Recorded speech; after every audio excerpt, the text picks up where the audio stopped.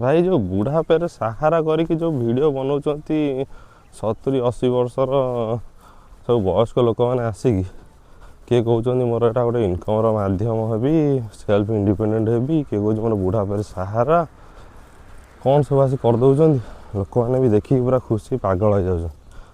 ଭାଇ ସେମାନଙ୍କ ପାଇଁ ମୋର ଗୋଟାଏ କୋଶ୍ଚିନ୍, ବର୍ତ୍ତମାନ ତୁମକୁ 60-75 ବର୍ଷରେ ତୁମକୁ ଦେଖାଗଲା କି ବୁଢ଼ାପେରେ ସାହାରା ପାଇଁ ସୋସିଆଲ ମିଡ଼ିଆ ନିହାତି ଦରକାର। କାହିଁକି ତୁମର ଯେତେବେଳେ ଇନକମ୍ କରୁଥିଲ, ବୟସ ଥିଲା, ସେତେବେଳେ କ'ଣ ତୁମେ ସମ୍ପର୍କ ତିଆରି କରିନଥିଲ? ଏ ବର୍ତ୍ତମାନ ଏ ସମୟରେ ତୁମକୁ ନିଜ ନାତି ନାତୁଣୀ ସହିତ ହେଉ କି ନିଜ ଫ୍ୟାମିଲି ସହିତ ଟାଇମ୍ ବିତେଇବା କଥା କି ଖୁସିରେ ରହିବା କଥା। ବଟ୍ ତୁମେ ସେସବୁରେ କିଛି ବି ତୁମେ ପାଇଲନି, କିଛି ନାହିଁ, ତୁମେ ସମୟ ଦେଇନଥିଲ ବୋଧେ ଲାଗୁଛି। ଯେଉଁ ସମୟରେ ୟଙ୍ଗେଜ୍ ଥିଲ ସେ ସମୟରେ ତୁମେ ଯେଉଁ ସମୟ ଦେବା କଥା ନିଜ ଫ୍ୟାମିଲି ରିଲେଟିଭ୍ ସେମାନଙ୍କୁ ଦେବା କଥା ତୁମେ ସେ ସମୟ ଦେଇନ। ବର୍ତ୍ତମାନ ତୁମେ ନିଜକୁ ଏକା ଫିଲ୍ କରୁଛ, ସେଥିପାଇଁ ବାଧ୍ୟ ହୋଇ ସୋସିଆଲ ମିଡ଼ିଆରେ ହେଲ୍ପ ନେଉ, ଅଳ୍ପ ବହୁତ ପଇସା ଇନକମ୍ କରୁଥାଉ। ସେତେବେଳେ ଆମେ ଭୁଲି ଯାଉ କି ଶଳା କିଏ ରହିଲେ ରିଲେଟିଭ୍ ନାହିଁ, ମୁଁ ଇନକମ୍ କରିଛି, ମୁଁ ଚଳେଇବି, ମୋ ପଇସା ମୁଁ ଇଏ କରିବି, ସରିଲା। ଯେତେବେଳେ ବୟସ ହେଇଯାଏ ସେତେବେଳେ ଭାଇ ତାଠାରୁ ଭଲ ଗାଁରେ ଯେଉଁମାନେ ରହୁଛନ୍ତି ସେମାନେ ସମ୍ପର୍କ ଗଢ଼ୁଛନ୍ତି, ସମ୍ପର୍କ ରଖୁଛନ୍ତି, ତା ଛଡ଼ା କିଛି ନୁହଁ। ବଞ୍ଚିଥିଲା ବେଳେ ଗର୍ବ କରିବେ, ମୁଁ ୟା ଇନକମ୍ କରୁଛି, ମୁଁ ଗୋଟେ ଏ ଗଭର୍ଣ୍ଣମେଣ୍ଟ ଚାକିରି କରିଛି, ସେ କରିଛି, ସେ ଶଳା ଚାଷ କରୁଛି, ସେ ଶଳା ଇଏ ହେଉଛି, ଏମିତି ହେବେ।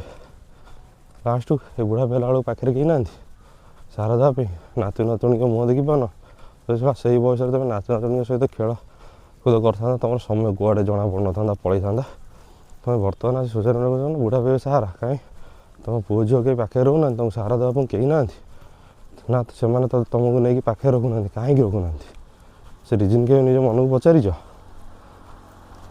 ଯିଏ ବି ଭିଡ଼ିଓ ଦେଖୁଛ ଭାଇ ନିଜେ ନିଜେ ବୁଝିଯାଅ, ସୁଧୁରି ଯାଅ, କ'ଣ ହେଉଛି କ'ଣ ନାହିଁ ରିଆଲିଟି। ସମ୍ପର୍କ ଭାଗନି ଭାଇ, ରିଲେଟିଭ୍ କେହି କେବେ ହେଲେ ଖରାପ କୁହନ୍ତିନି କାହାକୁ, ସବୁବେଳେ ଚାହାନ୍ତି ସମସ୍ତେ ଆଗକୁ ବଢ଼ନ୍ତୁ। ହଁ କିଛି ମାତ୍ରାରେ ଗୋଟେ 10% ଭଳିଆ ଥିବେ ଲୋକ ଯିଏକି ପଚାରୁନଥିବେ, କ'ଣ କରୁନଥିବେ, ସେଇଟା ଠିକ୍ ଅଛି। ସମସ୍ତେ ସେୟା ନୁହଁ। ସମ୍ପର୍କ ତୋଳି ଜାଣିଲେ ସୁନ୍ଦର ଲାଗିବ, ନରଖି ପାଇଲେ କିଛି ବି ଲାଗିବନି। ଭାଇ ସମ୍ପର୍କ ରଖ, ତାପରେ କାହିଁକି ନା ବୟସ ହେଲା ପରେ ତୁମେ କାହା ସହିତ କଥା ହେବା ପାଇଁ ହେଉ, ନିଜର ଟାଇମ୍ ସ୍ପେଣ୍ଡ କରିବା ପାଇଁ ହେଉ, ଗୋଟେ ରହିବ। ଗୋଟେ ରିଟାୟାରମେଣ୍ଟ ପରେ 60 ବର୍ଷ ହେଲା ପରେ ହଁ ମଣିଷ ବଞ୍ଚିବ କି ନାହିଁ ସେଇଟା ଅଲଗା କଥା, କି 60 ବର୍ଷ ଆଗରୁ ବଞ୍ଚୁଥିଲେ ଏବେ ବଞ୍ଚିବ କି ନାହିଁ ସେଇଟା ଅଲଗା କଥା। ମାତ୍ର 60 ବର୍ଷ ପରେ ତୁମେ ନିଜେ କିଛି କହିପାରିବ କି ମୁଁ ଏଇଆ କରିଥିଲି, ଏମିତି ଫ୍ୟାମିଲିକୁ ସବୁ ଦେଖିଛି, ଇଏ କରିଛି, ମୋର ବନ୍ଧୁବାନ୍ଧବ ଛୁଆ ପିଲା ଅଛନ୍ତି, ମୋ ନାତି ନାତୁଣୀଙ୍କ ସହିତ ଖେଳୁଛି, କହିପାରିବ। ବଟ୍ ବର୍ତ୍ତମାନ ତୁମର ସାହାରା ନେବାକୁ ପଡ଼ୁଛି ସେସବୁ ଛାଡ଼ିକି।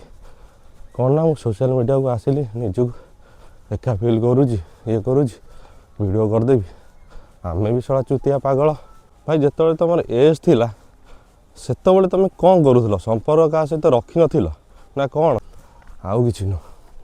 କ'ଣ ତ ଭାଇ ଭିଡ଼ିଓ କଲେ, ନୂଆ ଷ୍ଟାର୍ଟ କଲେ ସେଇ ବୟସରୁ ଠିକ୍ ଅଛି, କାରଣ କୌଣସି କିଛି ଜିନିଷ ଷ୍ଟାର୍ଟ କରିବା ପାଇଁ ଏଜ୍ର କିଛି ବି ନଥାଏ। ଯଦି ଷ୍ଟାର୍ଟ କଲେ ଠିକ୍ ଅଛି। ସେ ଯେଉଁ ସାହାରା ୱାର୍ଡ଼ ବର୍ତ୍ତମାନ ଶୁଣିଲେ ଲାଗୁଛି ଆପଣ ଏବେ ବି ସେଲ୍ଫିସ୍ ଅଛନ୍ତି ବୋଲି।